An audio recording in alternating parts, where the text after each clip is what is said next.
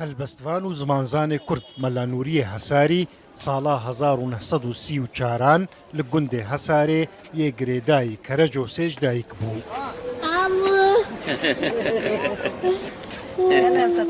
ئەو وەک سەیدایە پرێشانژی تێناسین ji destpêka sala 1967 ve melanûriyê hesarî li bajarê Qamişlo yê Rojavayê Kurdistanê dijiya.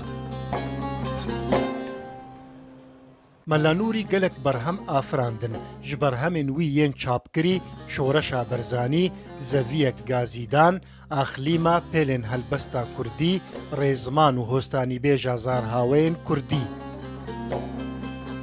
gelek berhemên wî hêjî destnivîsin û nehatine çapkirin wek berhemên rêziman, ferheng û nexasim çend dîwanên helbestan. Hesarî ku roja 25 meha çile ya sala 2011 di 78 saliya xwe de ji dinyaya me bar kir, di hemû berhem û helbestên xwe de kul û derdên gel û welatê xwetîne ser ziman û her li ser wan bi axîn û nalîne. Li bawî derdê welat ji hemû derdan li pêştir bû. Xema wî ya mezin her serbestiya Kurd û Kurdistanê bû.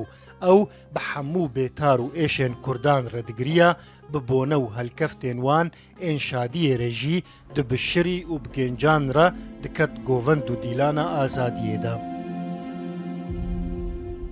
Di helbesta xwe ya li ser Newrozê de melanûrî wiha dibêje.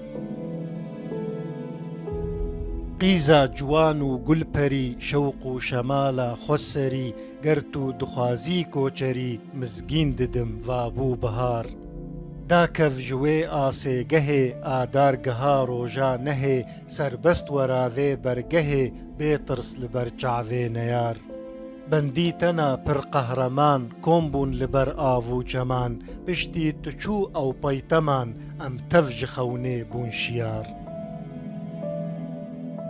بەسام مستەفا ڕووداو